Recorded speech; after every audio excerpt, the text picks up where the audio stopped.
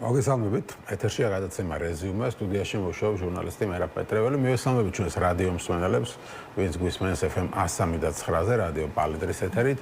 და ასევე მივესალმებით ჩვენს ტელემაყურებლებს, ვინც გვიყურებს ტელეკომპანია პალიტრა ნიუსის ეთერით. შეგახსენებთ, რომ შეგიძლიათ Facebook-ზე გვიყუროთ, პალიტრა ნიუსის გვერდზე და ასევე YouTube-ზე პალიტრა ნიუსის არხზე.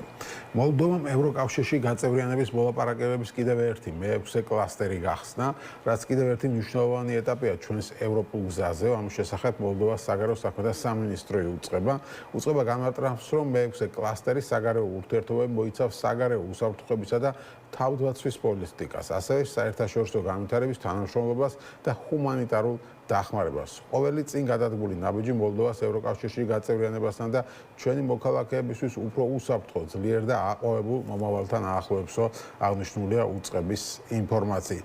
ჩვენთან კი ის ხდება, რომ კვლავ გრძელდება თავდასხმა ევროპაზე და ევროპულ ქვეყნებზე, ევროპულ ბიუროკრატიაზე, მათ შორის ირაკლი კობახიძე ამბობს, ევროპული ბიუროკრატია სრულ აბსურდშია შესული. მაშინ როცა საქართველოს უზრუნველყოფს 7 ქვეყნის შავ ზღვასთან კავშირს, შავი ზღვის საკითხებს საქართველოს გარეშე განიხილავენ. ეს განცხადება დღეს პრემიერ-მინისტრმა გააკეთა, როგორც გითხარით, მისივე თქმით, ევროპული ბიუროკრატია საუბრობს ქართულ ხალხზე ცალკე და ხელისუფლებაზე ცალკე.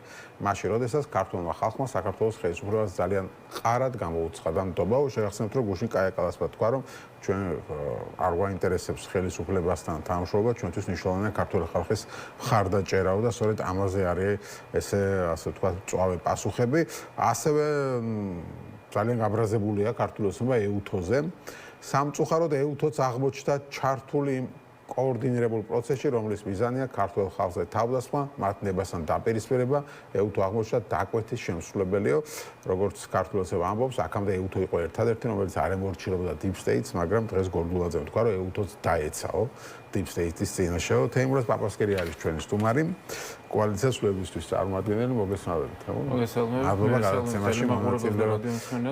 მონაწილეობისთვის დღეს კვლავ ვისაუბრებთ ოცნების საგარეო პოლიტიკაზე, რომელიც აი ასეთი არის, როგორც ახლა მოვყევი.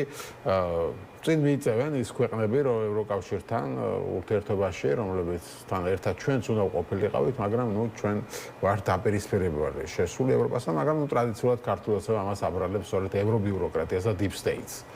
ეს არის მთავარი ახსნა მათი მხრიდან. ხო, რა ვთქვათ, აი ყველაზე სამწუხარო არის ის, რომ ისეთ სიტუაციაში, როდესაც აი მართლაც ისტორიის მანძილზე პრაქტიკულად პირველად ევროპული სახელმწიფოები მზად იყვნენ და მზად არიან, რომ საქართველო გახდეს ევროპული ოჯახის წევრი, ის რაც ერთ საუკუნის წინ უბრალოდ ფიზიკურად ვერ მოხერხდებოდა, რაც მანამდე ასევე საუკუნეების მანძილზე იყო ქართველი მეფეების, პოლიტიკოსების თუ სხვა მნიშვნელოვანი პირების მისწრაფება, აი ეს დღეს იყო მიღწევადი და არის მიღწევადი, მაგრამ ხელს უშლის მხოლოდ ერთი რამ, პათოლოგიური სწრაფო ქართული ოცნების შეინარჩუნოს ხელისუფლება ყველანაირი მეთოდებით, ყველაფრით და შესაბამისად ხედავთ სიტუაციას, როდესაც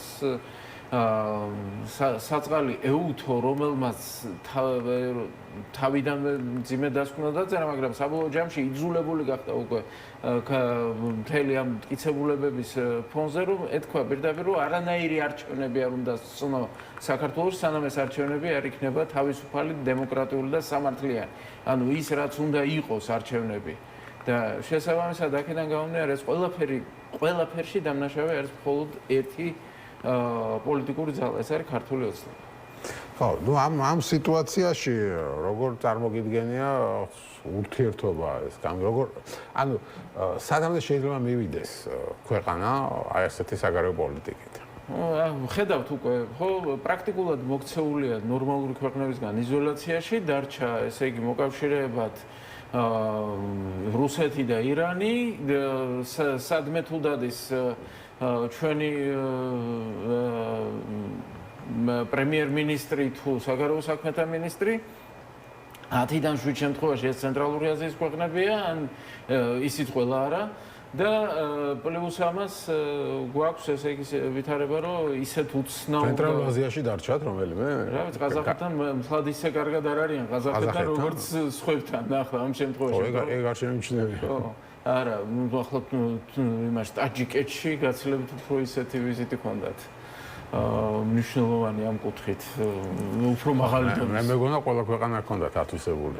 შუა აზიაში. ხო, შესაბამისად, არა, ყაზახეთი ხო რუსეთთან ისე ახლოს არ არის და შესაბამისად აქედან გამომდინარე ეთყობა არც მთლად ისე კარგად გამოსდით ახლა ეს ვითარება, მაგრამ ამას პრინციპული მნიშვნელობა ხო არა აქვს ახლა ევროკავშირის ნაცვლად, ამერიკის შეერთებული შტატების ნაცვლად ქართულ ოცნებას დღის წესრიგს შემოაქვს ირანი, შემოაქვს ცენტრალური აზია, შემოაქვს რაღაც აფრიკული ქვეყნები, რომლებიც მერე ირკვევა, რომ საერთოდ აზრი ჰქონდა მათთან შეხვედრას თუ არა, როგორც ნახეთ, განის მაგალითზე ამ შემთხვევაში დიდი სამბით შეხვდა ქალბატონი ბუჭორიშვილი შარშან განის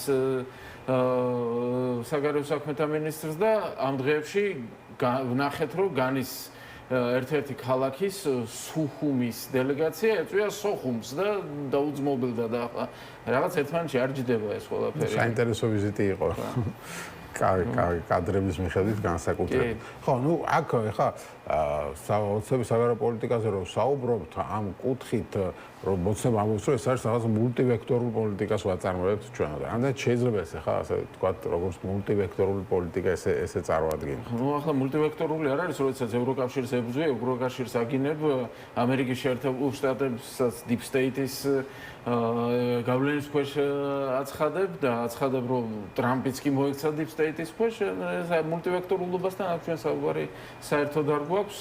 ფაქტია, რომ იმის შემდგომ რაც გამოეცალათ ორბანი ევროპაში უკვე საერთოდ არანაირი დასაყრდენი არ გააჩნია ქართულ ოცნებას და იცის, რომ მოახლოებულია ამის შემდგომ უკვე ევროკავშირის მხრიდან გაცილებით კაცრი ზომები, ვიდრე აქამდე ჩვენ ხედავდით და აქედან გამომდინარე კაცრ ზომებში გურთმა სანქციები, ხო. ახლა იქ ვუჩიჩი ჯერ ვუჩიჩთან იქით ჩავიდა ყაველაშვილი, მე აქით ჩამოიყვანეს, მე კიდევ ერთი ვიზიტი იყო და ახლა ვუჩიჩიც მიდის სერბეთში და იქაც კაცმა არ იცის რა მოხდება. დიდი სამბით ბრნაბიჩი ჩამოიყვანეს და ახლა ანა ბრნაბიჩი სერბეთის პრემიერ-მინისტრია და ტრადიციულ ღირებულებებში ქართული ოცნების როგორ ჯდება ცოტა უცნაურია ახლა. თავიდან ბოლომდე ფარისეველია ქართული ოცნება ამ შემთხვევაში, რადგანაც ანა ბრნაბიჩი არის არატრადიციული სექსუალური მიმართულების ადამიანი და შესაბამისად ახლა ეხა თუ ოცნებას აწყობს, ეხა მაგალითად ლუქსემბურგის საგარეო საქმეთა მინისტრიც ეგეთია, მაგრამ თქვა, რომ მოიგო ოცნებამ არჩევნები და ამიტომ იმედი სიამოვნებით აზერდა. მიხეილ როთი ეძახდა გათხოვილ კაცს, მაგრამ ლუქსემბურგის პრემიერ-მინისტრის გათხოვილი კაცია, მაგრამ ეს მოეწონათ.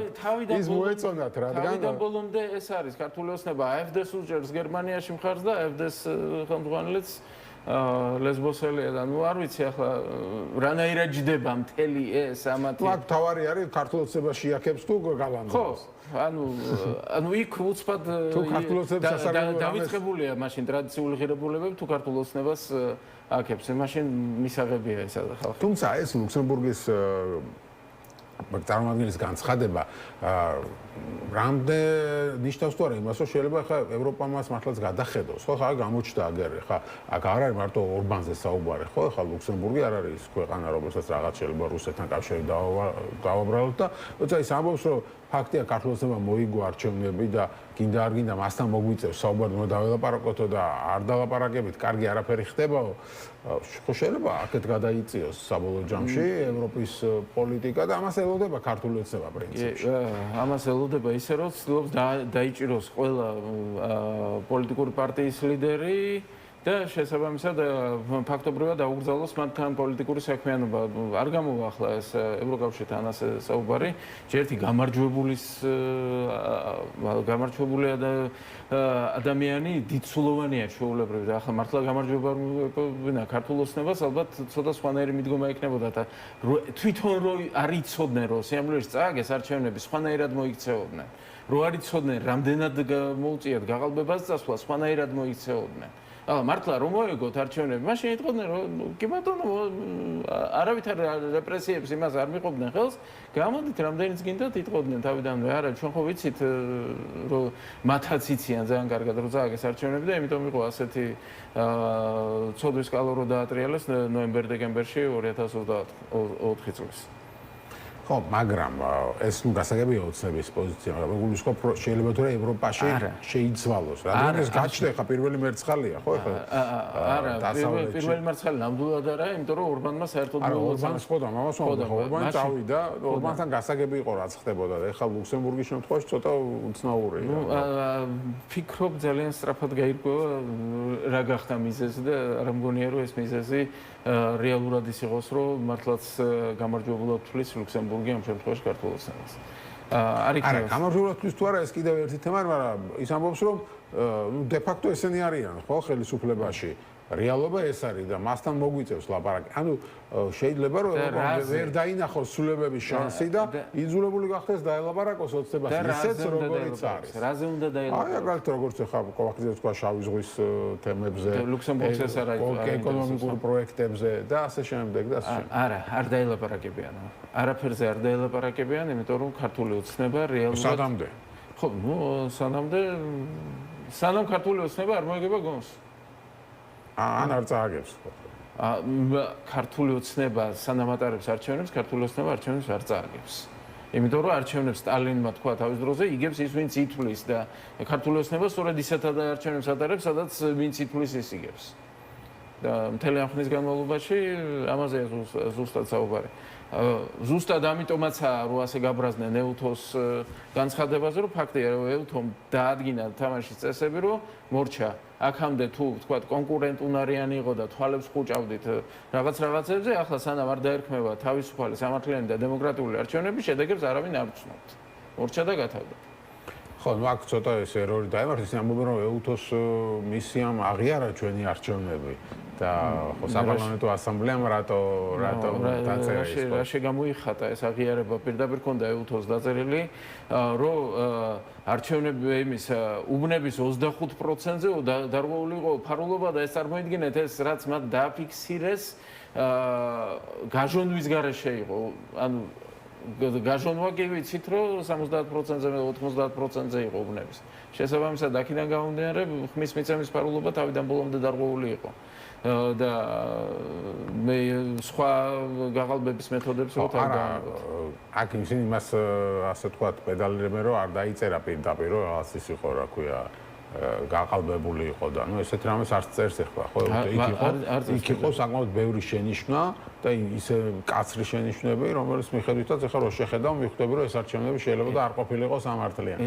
მაგრამ ნუ ამაზე ხდება ასე თქვა პედალირება და ნუ პასუხის გაცემა მე ვფიქრობ რომ ოპოზიციამ უფრო აქტიურად უნდა გასცეს ამაზე პასუხი იგივე ეუთოს აი ამ დასკვნის ხშირად მოშველიებით რომ ისე ვიდრე ქართულს მოხერხა ისე ჩაბეჭდა ხალხის მეხსიერებაში ეს რომ თითქოს ეუთომ თქვა რომ ყველაფერი კარგად ამ დროს ეუთოს საერთოდ არ ქონდა ასე ვთქვათ იმ დასკვნაში დაწერილი არც ნაღიერები ქონდა გამარჯვება და არც არაფერი ქართული ოცნების ჩამონათვალი იყო უბრალოდ შესაბამისად ამ დარღვევების და თვითონ ორგანიზაციას უნდა გადაეწყვიტა შემდგომ ორგანიზაციის წევრ ქვეყნებს რამდენად იყო სამართლიანი არჩევნები და ეს არის უთოუდირის მისიის ჩვეულებრივი შედეგი და თუ ვინმეს გონია რომ ახლა ეს საპარლამენტო ასამბლეაზე ასე გავიდა ეს საკითხი რომ ან მოსკოვის მექანიზმი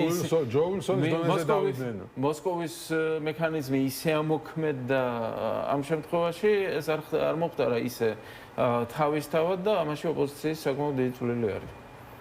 ხო და ამის გამოც ახლა ოპოზიციას ადანაშაულებენ ქვეყნის ღალატში და საბოტაჟში. კი ბატონო ეს ამ თემაზეც მინდა რომ ვილაპარაკოთ თქვენი პარტიის ლიდერებიც მოხვდნენ აქ ხო ცალკე გვარამია ცალკე მელია ასევე კოალიციის დანარჩენი და სხვა ლიდერებიც მათ შორის ელენე ხოშტარია შეიძლება აღმოჩნდეს ან ახლა ელენე ხოშტარია რომელიც ახლა ზის რაღაც ბანერზე რა ქვია წარწერის გამო ციხეში შეიძლება კი არ გამოვიდეს მალე ხო გაზდის რამდენიმე თვეში ეს ვადა არამედ რაღაც 10 წლით ან რაღაც შეიძლება 7 წლით არ ვიცი რამდენს მიუჟია 8 წლით 7-დან 15-მდე არის მოკლედ მოსმართლე გადაწყვეტს აღმოჩნდეს ციხეში ელენე ხოშტარიაც, მათ შორის, იმიტომ რომ ითხოვდა დასანქცირებას ან რაღაც იქ თქვათ ოფისში ქონდა აქციების დროს პირბადეები და სხვა საშუალებები, სპეციალური საშუალებები ნაყიდი. არა, იმაზე სავარაუდო და არა, საუბარი ზუსტად მაგ პრინციპითაა, რომ უცხოელებთან კონტაქტი ბრალდება ამ შემთხვევაში, თურმე პოლიტიკოსს არ შეიძლება უცხოელ პოლიტიკოსებთან კონდეს კონტაქტი. ხო, დღეს სასამართლოები სულ იყვნენ მთავარი მოწმეები, ამაზეც ავსვეთნა ვილაპარაკოთ, ხო, ვინ არიან ვატო შაქარაშვილი და ნანა კაკაბაძე და ასე შემდეგ, რაღაც ნეიტრალური საქართველოს წარმომადგენლები, რომელთა დაწერილ საჩივარზეც დაიწყო პროკურატურამ გამოძიება და ისინი ხა დღესაც იმეორებენ იმას, რაც თქვა პრემიერ-მინისტრმა ირაკლი კობახიძემ, რომ აი თქვენი ლოზუნგიო, გვარამია რომ გამოვიდა და თქვაო გარეთ სანქციაში, გარეთ სანქცია და შიგნით აქციაო, აი ეს არის ორი ქვეყნის წინააღმდეგ წასვლა. კი. Ну, პირველ რიგში ვიტყვი, რომ ნანა კაკაბაძე ალბათ 91 წლიდან მოყოლებული ციხეში უნდა იჯდეს, ასე რომ მეც არაფერს არ ვიტყვი ამ თემაზე. ნანა კაკაბაძე უფლებადამცველი ისე არა, როგორც, რა ვიცი, მე არა ვარ ჩინეთის იმპერატორი. მაგრამ რატო უნდა იჯდეს? თავის დროზე ახლა თუ საქმეზე მიდგა, მე მგონი მხედრიონი იყო, ხო? და იყო 1991 წლის გადატრიალების მონაწილე. მაგ ლოგიკით. ანუ ადამიანი ვიღაცას ეუბნება რომ შენ არა ჯაბა იოსელიანის ადვოკატი რო იყო მახსოვს ხო თუმცა ციხეში იყო ჯაბა ეს მახსოვს ხო შესაბამისად ეს ადამიანი ნამდვილად არ შეიძლება იყოს ის ვინც შეიძლება ჭკუას ასწავლიდეს საერთოდ საქართველოში ვინმეს და მით უმეტეს ამბობდეს რომ რაღაცა ამ შემთხვევაში მაქვს უფლება რომ გამსაჯო ვინ რა უნდა აკეთოს ერთი ვინ მისცა უფლება რომელიღაცა პოლიტიკური პარტიის თუ გაერთიანების წევრებს რომ სხვა პოლიტიკურ პარტიაზე აი ასე შეიტანონ პირდაპირ განაცხადი რომ არიქა სახელმწიფო დაიჭირეთ ხო სახელმწიფო ღალატში დაიჭირეთ ახლა ის ხო არ არის მით უმეტეს ამისთან წარსულის მქონე ხალხი როდესაც არის ახლა ყველამ ვიცით რას არ მოადგენს ამ შემთხვევაში ნანა კაკაბაძე და ვატო შაქარაშვილიც ну ახლა ამ ხალხს რატომღაც გონია რომ ყველა ვინც იჯდა ნაციონალური მოძრაობის დროს ციხეში იჯდა იქ უსამართლოდ პირიქით უმრავლესობა იჯდა სავსებით სამართლიანად და სავსებით დასაბუთებულად და უნდა მჯდარი ესენი არ ვსწარან ციხეში ნამდვილად ხა არა შაქარაშვილი იჯდა შაქარაშვილი არ მახსოვს ხო შაქარაშვილი იჯდა ხო და მაგია რომ ვერ მოუნოლებია ზუსტად ხო, თუმცა ეგ არ არის ხა გადამწყვეტი აქ საუბარია რომ ეს ადამიანები ჯერ ოფიციალურად ითხოვენ ფაქტობრივად იმას რასაც რუსეთი ითხოვს ჩვენგან რომ გამოაცხადეთ ნეიტრალიტეტიო და ამ ფონზე ისინი თან უჩივიან სხვა ოპოზიციურ პარტიებს და ეს ხო გასაგებია რომ ხა თავსაკუთარი სურვილით ეს არ გააკეთეს არა იქ იყო ასე ვთქვათ ხელისუფლების მხრიდან ალბათ დავალება რომ თქვენ შეიტანეთ ჩვენ აღუზრავთ ხო ეს რაში ჭირდებოდათ ესეც ვერ მოხდა ხა ისეც შეიძლება ალბათ პროკურატურას აკეთრა საქმე ადრე მახსოვს პატა ბურჯულაძეზე შეატანინეს კიდევ ერთ-ერთ არასამთავრობო ორგანიზაცია სარჩელი მაგრამ როგორც ჩანს რავი ასე გათვალეს და აი ამ ადამიანების სარჩელზე ხალხს უშვებენ შეიძლება მთელი ოპოზიცია გაუშვან ციხეში ოპოზიციის ლიდერების დიდი ნაწილი, მათ შორის ბადრი ჯაფარიძე, რომელსაც ამასაც ედავებიან და იმასაც ედავებიან, რომ რაღაცა ხელის მოძრაობით ანიშნებდა ხალხს აქციაზე, რომ პარლამენტისკენ დაიძარითო და პარლამენტი აიღეთო. ხა, ყველაზე შეიძლება დაიჯერო, მაგრამ ბადრი ჯაფარიძეს ეს როგორ უნდა დაიჯერო, არ ვიცი, რომ რევოლუციას აწყობდა იქ რაღაც ჟესტებით.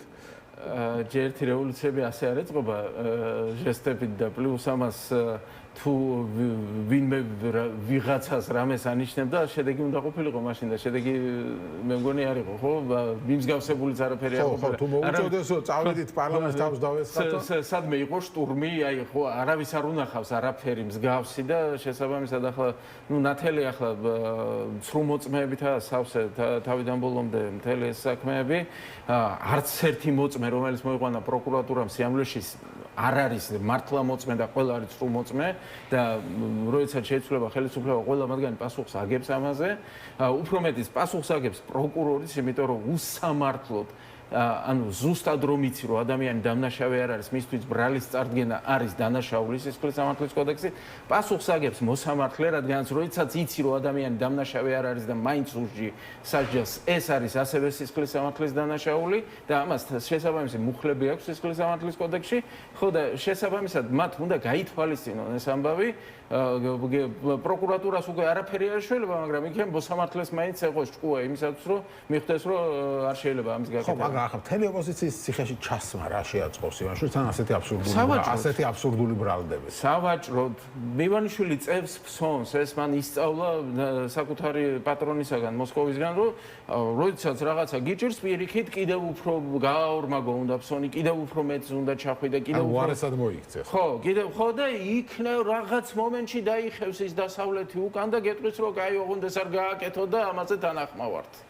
ხო და არავინ არაფერს არ გააკეთებს და პირიქით აი როგორც კი აი ამ ნაბიჯს გადადგამს ქართული ოცნება, გაცილებით უფრო უარესი შედეგები ექნება მაგას საგარეო კუთხით და გაცილებით უფრო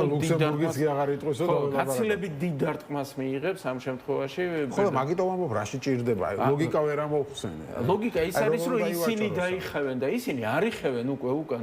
მიხვდნენ, რომ ამასთან არ შეიძლება ვაჭრობა. მიხვდნენ, რომ არ არის გამორიცხული ვარიანტია. და პლუს ამას ახლა კიდევ ჩქარობენ, იმიტომ რომ ხედავენ რომ რუსეთის საქმე არ არის კარგად და შეიძლება ისე მოხდეს რომ შემოდგომაზე ვითარება იმდენად შეიცვალოს ფრონტის ხაზზე, რომ ფაქტობრივად განწირულები აღმოჩნდნენ შემდგომ უკვე ყველა ყუთით და აქედან გამომდინარე ახლა ჩქარობენ მანამდე იქნებ რაღაცას მივაღწიოთ. და მერე რა ხდება? ყველა ოპოზიცია დაიჯირა. მთელი ოპოზიციამ რა უნდა ქნას ასეთ ვითარებაში. ხო, ვიღაცები დღეს ლაპარაკობენ, რომ აი თქვით, რას აპირებთ არჩევნებში მიიღებთ, რომ 2028 წელს მონაწილეობას. ხო, აი რომელ არჩევნებში აპირებენ მონაწილეობის მიღებას? რა პრინციპით აპირებენ არჩევნებში მონაწილეობის მიღებას და რისთვის აპირებენ? ახლა ძალიან დიდი ბოდიში ახლა ვიღაცა თუ იძახის, რომ 78 მუხლია გადასარჩენი და რაღაცა, ეგ სისულელე ახლა მოდით ამაზე არ ვილაპარაკოთ, იმიტომ რომ არაფერში ქართულ ოცნებას მაგ 78 მუხლი ამ მომენტში არ სჭირდება.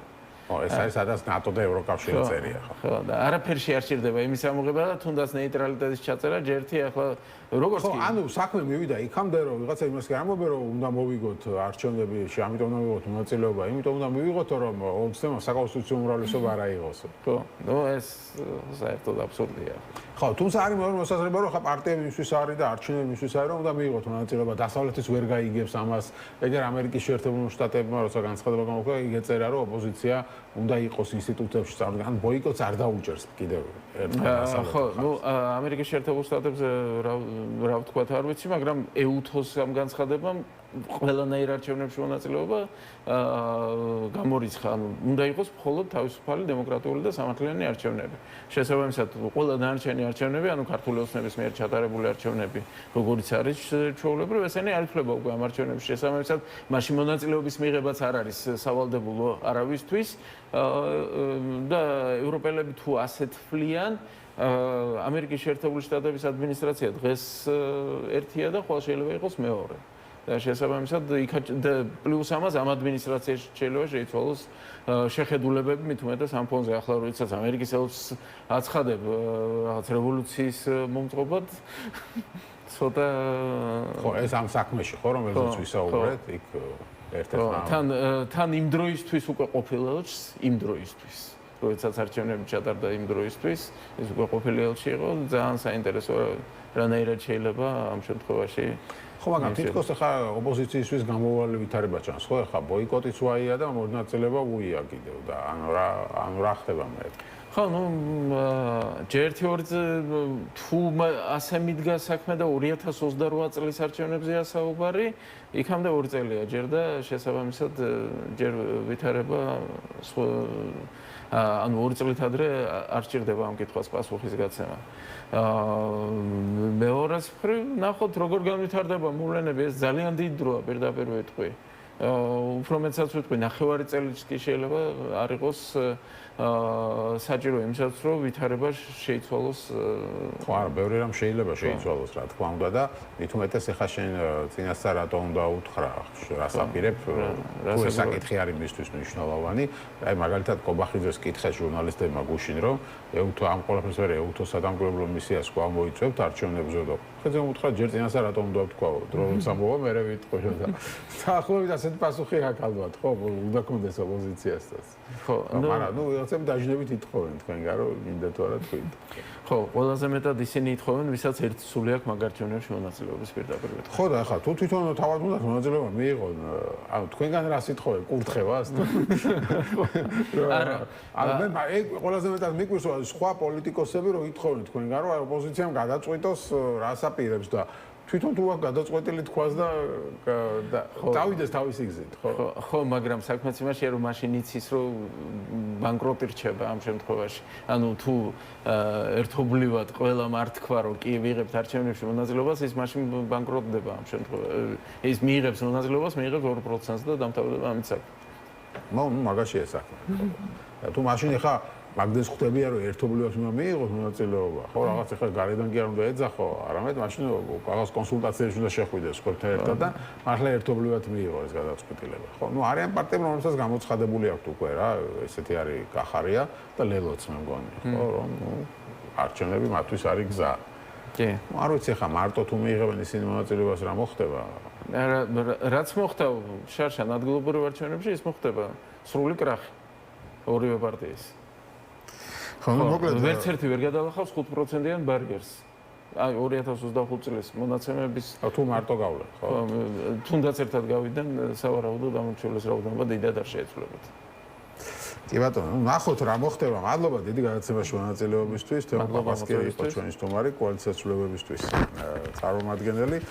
დაგველოდეთ რეკლამის შემდეგ ლაშა ფარულავა შემოგვიერთება ნაციონალური მოძრაობის წევრი მასთან უფრო სოციალურ საკითხებზე ვისაუბრებ დღეს იცით რომ გარემოვაჭრები აყარეს ბაზართან და ასევე სხვა მნიშვნელოვანი თემებიც არის დაგველოდეთ რეკლამის შემდეგ დავბრუნდებით დავბრუნდით ეთერში და როგორც გითხარით ჩვენი შემდეგი სტუმარია ლაშა ფარულავა ნაციონალური მოძრაობის წევრი როგორცაც მივესალმები გამარჯობა ლაშა მივესალმები მაყურებელს მადლობა გადაცემაში მონაწილეობისთვის მინდა დავიწყო ნუ დღეს კიდევ ერთი მორიგი რაუნდი ქონდა სუს და უამრავი ადამიანი დაიჭირეს კორუფციაზე მათივე თანაგუნდელები, მაგრამ ამის პარალელურად ჩვენ ნახეთ ბაზარში ხალხი როგორ აყარეს გარემოვაჭრეები, რომლებიც გასაგებია რომ ეს გარემოვაჭრობა ბევრს უშლის ნერვებს, მაგრამ ის ხალხი ყველაზე გაჭირვებული ჯგუფი არის, ხო, ქალი ყვებოდა რომ მარტო ცხოვრობო, პენსია არაფერში არ მყოფნის, სესხი მაქვს აღებული, წამორს და რაღაცა პურის ფული მიმქონდა აქედანო და ამ ხალხის აყრით თურმე იმაშვება, რა ქვია, ლამაზდება, ანუ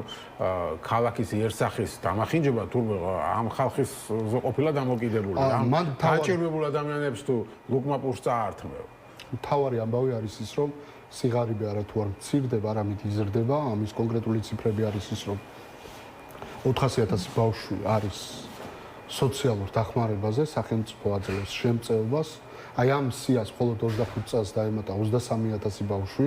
ეს არის ძალიან მძიმე ციფრები და კონკრეტული მაგალითი, კიდევ ერთი მაგალითი არის ის, რომ დეზერტირების ბაზარში არიან ადამიანები, რომლებიც ლუკმა პურს შოულობენ ამ გარე ვაჭრობით და არსებობს პრაქტიკული მაგალითები, მათ შორის დასავლურ ქვეყნებში, თუ როგორ შეიძლება კეთილმოწყობა და როგორ შეიძლება ამ ადამიანების ესეთი ხო მცირე მეწარმეები არიან, ანუ იმ ჯგუფს მიეკუთვნებიან, რომელიც შეიძლება იყოს მიკრომეწარმე, ხო?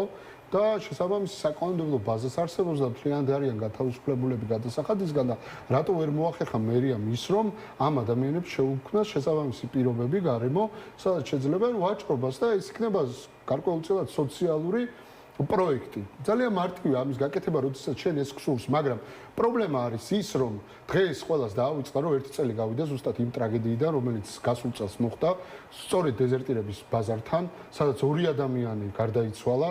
არსებობს ოქროს მოწმე, რომელიც საუბრობდა, რომ 112-ს 5-ჯერ მიმართა, რომ რეაგირება იყო საჭირო. ეს როდესაც ჩამოინგრა? კი, პარაპეტი როდესაც სახურავი ჩამოვარდა და არ დაგვაუწყდეს ადამიანი, რომელიც გარდაიცვალა, მარტვილელი ბიჭი, რომელმაც თბილისში სახლი იყიდა და დასთან ერთად პროდუქტების საგილად იყო ჩასული დეზერტირების ბაზარში და დაეცა სახურავი, რომელთან დაკავშირებით არსებობდა 112-ში განცხადება მოქალაქის და ამბობდა რომ მიაქციეთ ყურადღება შეიძლება ჩამოვარდესო. და ნამდვილად ესე მოხდა და ეს ოქროს მოწმე დღეს ფორმულას ჰქონდა მათ შორის ძალიან კარგი სიუჟეტი, სადაც საუბრობს იმაზე რომ არავინ არ დაკავშირებია. მიუხედავად იმისა რომ გეგა გელაძე ადგილზე მივიდა და დაპირდა საზოგადოებას რომ გამოძიებას ჩაატარებდა.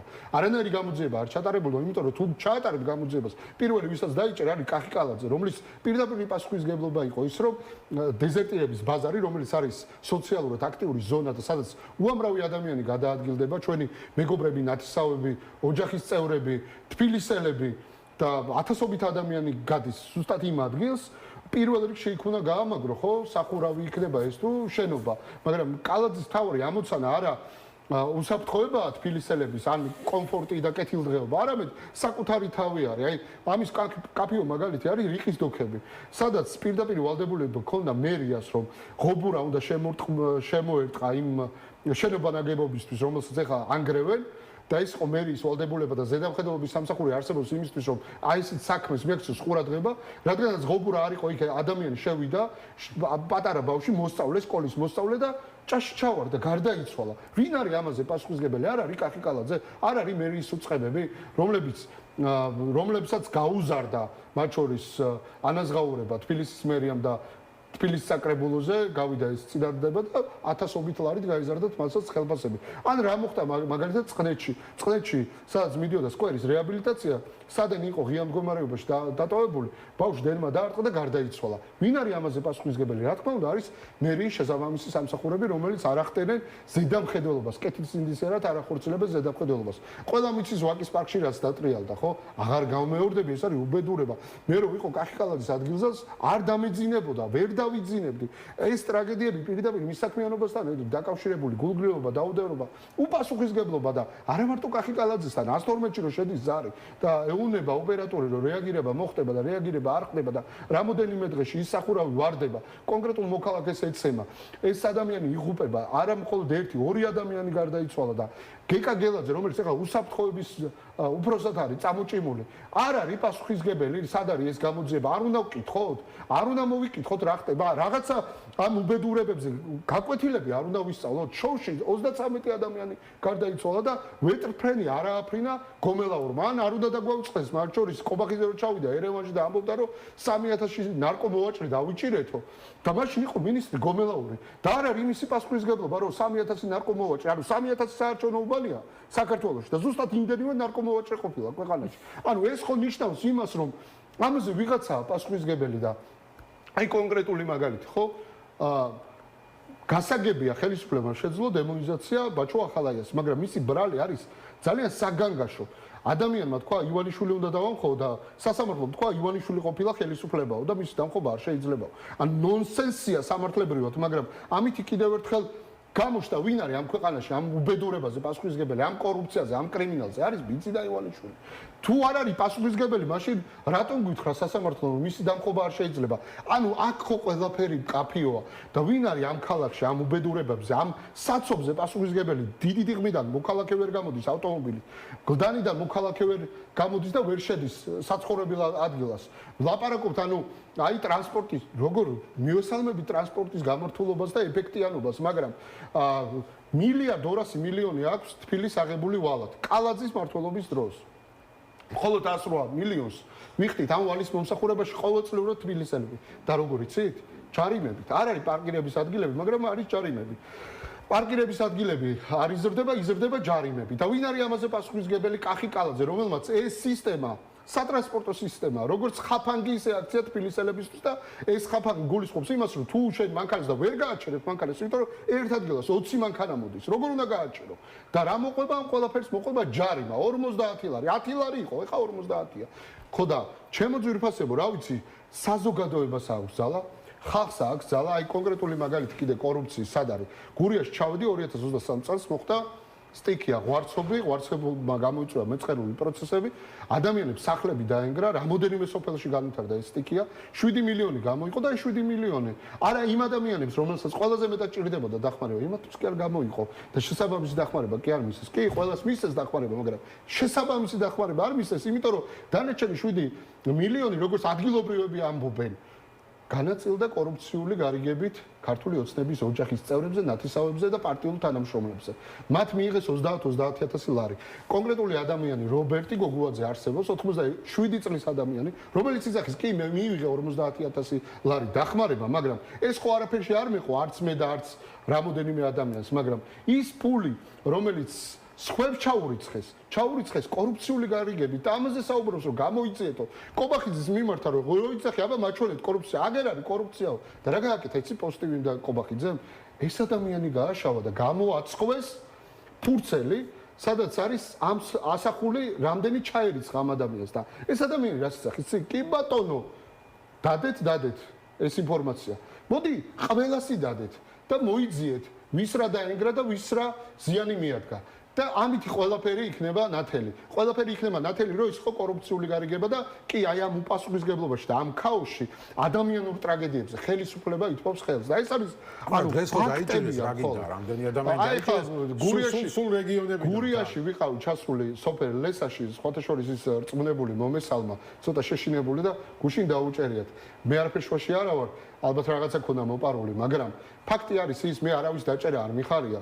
და პირიქით მგონია რომ ადამიანები ციხეში თუნდაც სამოხელეო დანაშაულის გამო არ უნდა მიდიოდეს ამაზე კაცრი სანქცია უნდა არსებობს რაღაც თანამედროვე მეთოდები ეგრეთ წოდებული ბრასლეტი ეგრეთ წოდებული ფულადი ჯარიმა ამ ფულის ამოღებაა მთავარი და შეზღუდვა რომ ის ადამიანი აღარ დაბრუნდეს აღარასდროს საჯარო სამსახურში მაგრამ აი კიდევ ერთი მაგალითი ადგილზე ვიყავი გრიგოლეთში საავტომობილო გზა ჩქაროსნული გზა მე ვიცი ბათუმელი ხარ და ხშირად შეგიმჩნევი ავტომობილით როცა გადაადგილდები რომ გზა განაგრძობს ჯდომას და სადაც ხიდებია და გადაბმებია ხიდი არის მაღლა გზა არის დაბლა თურმე ეს რატო ხდება იმიტომ რომ ხიმინჯები მოიპარა იცი ვინ მოიპარა აი ქართულ ჯგუფიდან რო წამოიყვანა ივანიშვილმა მთავრობაში ხალხი ჯერ საავტომობილო დეპარტამენტში შემდეგ ინფრასტრუქტურის სამინისტროში ქარსელაძე ეს დაჯგუფება აი ხალხმა ისეთ კომპანიას მიაკუთვნეს ეს ტენდერი რომ ხიმინჯები მოიპარა და ის გზა ერთ წელიწადში აღარ ივარგებს იგივე ხდება სამტრედია გრიგოლეთის ხიდთან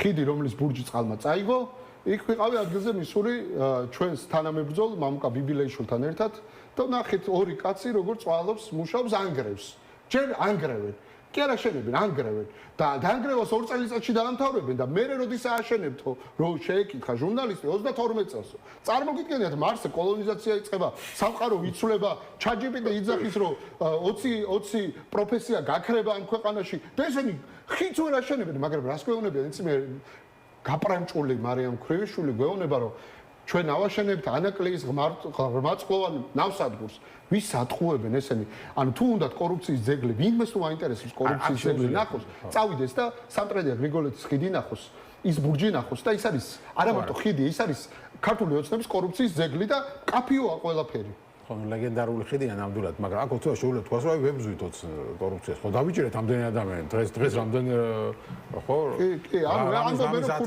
კი პირდაპირ ამბობ ანუ რატო თქვი ბაჩო ახალაია საქმე აი კაფეო მაგალითია ადამიანმა თქვა რომ ბიძინა ივანიშვილი უნდა დაემხოს ბიძინა ივანიშვილი ფორმალურ თანამდებობაზე არ არის ხო სამართლებრივი ნონსენსია მაგრამ ნახეთ სასამართლო იძახის რომ ბიძინა ივანიშვილია ხელისუფლება კონსტიტუცია და ყველაფერი მეფედ გამოაცხადეს და ამავდროულად ჩვენ რო ვიცახით ვინ არის ამაზე პასუხისმგებელი ბიძინა ივანიშვილი არ არის ის კერძო პირია ის მილიარდელია ქველმოქმედია ამას პასუხობს ქართული ოცნება მაგრამ როგორცვე ვიცახით დაემხოს ბიძინა ივანიშვილი თურმე ის ყოფილა ხელისუფლება და აი აქ ჩანს ყველაფერი ბიძინა ივანიშვილს არაფრის თქმა არ შეუძლია მაგალითად ვიყავი სოფელ ნინოშვილში და ერთი მოქალაქე შემხვდა რომ მე ვგიყურებო და კიო აი აგერმაქო ბიძინა ივანიშვილს ფასო ქვით არის მანახა აი როგორ ვიხდიო ბიძინა ივანიშვილის ბიტკოინების ფასო ჩემი ის გაიმეორა რა არას ხშირად გადაცემენ შუიძახი ანუ გაძვირებული ელექტროენერგია ყველაზე მეტად ვის გაუძურდა ვისაც აქვს ყველაზე ნაკლები მოხმარება 100 კილოვატამდე და ამ ადამიანებს 33 თეთრით გაუძურდა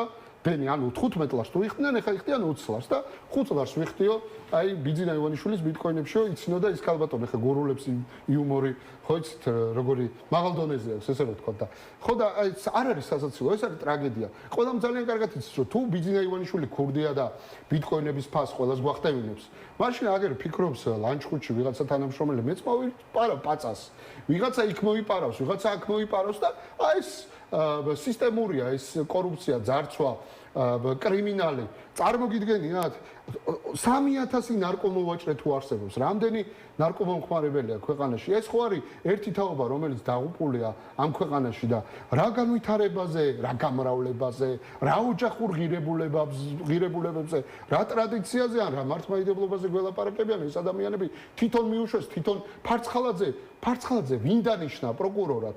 ბოტასების ქურდი ვინ აპრავებდა? სამწუხარო მოვლენა იქ ტევ პირველზე ვიყავი, ჩემ წინა სტუმარი იყო ეკაბესელიძე მაქვს ჩემი წარმოდგენა, მაგრამ ეკაბესელიას ხა ბოდიში აქვს მოსახდელი, ხა ფარცხალაძეს თვითონ იცავდა. ბოტასების ქურდიაო რო იძახდნენ, აი ესე გადაფარებული იყო და დღეს ჭკუას გვასწავლის და ჯერ ბოდიში მოიხადოს და ისე ძალიან კარგი განათლება აქვს და შეიძლება ჭკუაც ვისწავლოთ მისგან, მაგრამ ბოდიში მნიშვნელოვანია, იმიტომ რომ ფარცხალაძე, ლილუაშვილი ეს დაჯგუფება ვინ აღაზევა, ვინ დაუჭირა მხარი, ვინ მისამათ პოლიტიკური შესაძლებლობები ბიძინა ივანიშვილთან ერთად, რა თქმა უნდა ამ ხალხმა და დღეს როცა გველაპარაკებენ ჭკუას გვარიგებენ მოდი ახლა გავიხსენოთ 2019 წელს ვინ საუბრობდა თბილისის საკრებულოში რომ საბავშვო ბაღებში იპარავენ ულუფასო. ლევან ხაბეიშვილი არ ლაპარაკობდა? უი ლევან ხაბეიშვილი იცი რა მასხარა არ დაუჯეროთ. როგორ არ დაუჯეროთ? აგერ თვითონ იზახიან რომ კი ლილუაშვილი იპარავდა. ხო და დღეს ებძვიან თუ არ ებძვიან კორუფციას ამაზე. ნახეთ ნახეთ ბიძინა ივანიშვილის ერთი დაპირება მითხარით, რომელიც ეხებოდა ქართული ხალხის კეთილდღეობას და შეასრულა. არ არსებობს ეს დაპირება. მე-4 წელიწადს არ არსებობს ეს დაპირება. ბიძინა ივანიშვილის ერთადერთი დაპირება არსებობს, რომ ქართველებს ვაგერ გერმანიაში გაგიშვათ სამუშაოდ და გერმანიაში გავუშვათ კაცო მე-4 წელიწადს ჯიბეზე იგზავთ. არა, ეგ ხა ლეგენდარული ისეთი ხალხმაც იცის. მე ისეთებს გავიხსენებ, რომ ვიღაცებს მიავსდათ. ბიძინა ივანიშვილი ძახდა, რომ აგერ ქართველებს აქ მაღალანაზღაურებადი სამუშაო ადგილებს ჩვენ ვერ შეგიკვდით და წავით გერმანიაში და გერმანიაში რო წავიდა ხალხი რა გააკეთა, იცი? საარჩევნო ხმა ჩამოართვა. არჩევნებში მონაწილეობის უფლება აუგზავნა. ეხლა გვეუბნება რომ გერმანიის ეკონომიკა იგრევა. რეჟიმიო, წინა რეჟიმიო, ვიღაცები იძახიან. რეჟიმი თუ იყო და ხელისუფლება გადმოგაბარა. რეჟიმი როგორ არის? და ეს რეჟიმი ამას რა სახელი უნდა დავარქვათ, მითხარით, როდესაც პრეზიდენტი, ექიმი, პოეტი, მწერალი და სტუდენტი არის ციხეში და ბრალდებას რო გადავხედოთ, აგერ გორში დედაშვილი გაიტანა ავტომობილმა 7 წელი ემუქრება პატიმრობა. თვალმა გაიტანა ავტომობილით დედაშვილი გორში და 7 წელი არის მუხლე მაქსიმუმი და 7 წელი იცი ვის მისცეს? ექიმებს, პაატა ბურჭულაძეს, ირაკლი ნადირაძეს, რომელიც თბილისის საკრებულოში ამხელდა კახიკალაძის კორუფციას და ეს თაღლითი დღეს გამოდის და გვეუბნება რომ ისო რა ქვია რიყის დოქებიო ჯვირი დაიხარჯაო და ყველას ავიწყდება ტურისტი რო შემოდის ქვეყანაში პირველი სადმიდის ფოტოს გადასხდება და არ მიდის მშვიდობის ხილთან და რა კონცეფცია იყო მაგასაც ახსნი იყო ძველი და ახალი მშვიდობის ხილი მომწონს მე რიყის დოქები მეც არ მომწონს ნახე ეს იყო ერთიანი კოლაბორაცია ძველი ისტორიული თბილისისა და ახალის ანუ აქეთ იყო ახალი თბილისი იქით უნდა ყოფილიყო ანუ მარცხენა სანაპირო იქნებოდა ახალი თბილისი მარჯვენა ისტორიული თბილისი ამის კოლაბორაცია მშვიდობის ხიდი იყო ამ ყველაფრის შემკვრელი ფუქსასის იდეა ეს იყო და ეს არქიტექტორი მსოფლიოში ცნობილია და არაერთი ხო და ანუ გემოვნების თემა მე საერთოდ მიმაჩნია რომ თბილისში ესეთი საკითხები ვიზუალური ექსტერიერის საკითხები უნდა წყდებოდეს საერთო სახალხო განხილვებში ჩვენ საკრებულო ისთვის გვაქვს იმისთვის რომ ესეთი საკითხები შევათანხმოთ და ეს კიდე მიშას გემოვნების წყდებოდა მიშას ინიციატივა იყო რა თქმა უნდა იყო და გაამართლა კიდევაც თუმცა მომავალში რა თქმა უნდა დემოკრატიის პირობებში მე გეთანხმები რომ ესეთი საკითხები თბილისელებთან უნდა შეთანხმდეს და არ უნდა იყოს ესე რომ თქვა შემოთავაზების თან ერთად უნდა იყოს დისკუსია ამაში გეთანხმები მაგრამ თავარი რა არის რომ მიშამ გააკეთა ამეთმა რა გააკეთეს ანგრევენ ამ რიყის დოქებს ამ რიყის დოქებს რომ დაანგრევენ სასტუმროს აშენებენ იქ კაზინოს გასახსნელად და არავის არ დაგაუწყდეთ ბათუმის ტექნოლოგიური უნივერსიტეტში დღეს რა ფუნქციონირებს კაზინო არ ფუნქციონირებს აი ეს არის საქართველო ივანიშვილის დაჯგუფება ბიზნეს დაჯგუფება კაზინოებით აზარტული თამაშებით ჯერ ხო ჩვენ თანამოქალაქეებს ყოლებს და სხვათა შორის საბანკო ოლიგარქიის შემდეგ აზარტული თამაშების ბიზნესი არის ყველაზე წარმატებული ყველაზე მომგებიანი წარმოგიდგენიათ საბანკო ოლიგარქია და აზარტული თამაშები აი ეს ორი ბიზნესი არის ყველაზე მომგებიანი საქართველოში დანარჩენი კი არა სოფლის მეურნეობაში აგერ კონკრეტული ფაქტი შეგიძლიათ ნახოთ ჩემს Facebook-ზე არსებობდა მექანიზაციის ცენტრები ყველა რეგიონში სამტრედიაში ვიყავ ჩასული 83 ერთეული ტექნიკა არსებობდა სოფლის მეურნეობის და თურმე რა გაუკეთებიათ, დაუხურიათ და ეს გაუყიდიათ. ვინც გაყიდა და გაფლანგა ეს ქონება, ციხეში ჩაუსვიათ, ერთ თვეში გამოუშვიათ და დადის თურმე და სუფრებზე ყვება, რომ 1 მილიონად გამომიშვეს და 3 ზემოდან ვიშოვე. ანუ საბჭოთა ლეგენდები მსმენია ესეთ ამბებს და აი ამის რესტავრაცია მოახდინა ივანიშვილმა. და ეს ხალხი არის ჩვეულებრივი მძარცველი, არ აინტერესებს საქართველოს ინტერესი. დროშა არის განადგურებული იმ მექანიზაციის ცენტრ და იმ განადგურებულ დროშას დაამსგავსა ივანიშვილმა ჩვენი ქვეყანა და ეს არის უბედურება. აქ აღარ არის ლაპარაკი პოლიტიკურ ბრძოლაზე, ანუ იმაზე პარტიები ესეთი იქნება, ისეთი იქნება. აქ ეხა არის გადამწყვეტი მომენტი, რომ ხალხის ერთობა უნდა შედგეს. აი მაგალითად იმერეთში ჩვენი თანამოქალაქეები სამტრედიაში სხვათა შორის საიდანაც კალაძეა წარმოშობილი. გვესაუბრებოდნენ რომ აიო დავიღალეთო ამ დაპირისპირებებითო ჩერგოლეიშვილმა თქვა იმან არ გვინდაო ეს სიბინძურეო, არ გვინდა ეს და გვინდაო რომ საქმე აკეთოთ და გვინდაო რომ ერთად დავდგეთ და ივანიშვილს უარი უთხრათ. და ეს არის ზუსტად ის პროცესი, ანუ ეს პროცესი უნდა დაიწყოს ოპოზიციამ და ოპოზიციაზე კი არის ლაპარაკი, ჩვენ თითეულზე არის პასუხისგებლობა მედიაზეც, პოლიტიკურ აქტიორებზეც, სამოქალაქო საზოგადოების წარმომადგენლებს, რომ ეს ერთობა შედგეს საქმის ირგვლივ, რომ ივანიშვილის კრიმინალური კორუფციული რეჟიმი დავამსრულოთ ამ ქვეყანაში. მადლობა, ლაშა ფარულავა, ნაციონალური მოძრაობის წევრი იყო ჩვენი სტუმარი. მე გემშვიდობით 1 საათით 9:30-ზე გადაცემით პოლიტიკური სივრცე დაგიბრუნდებით.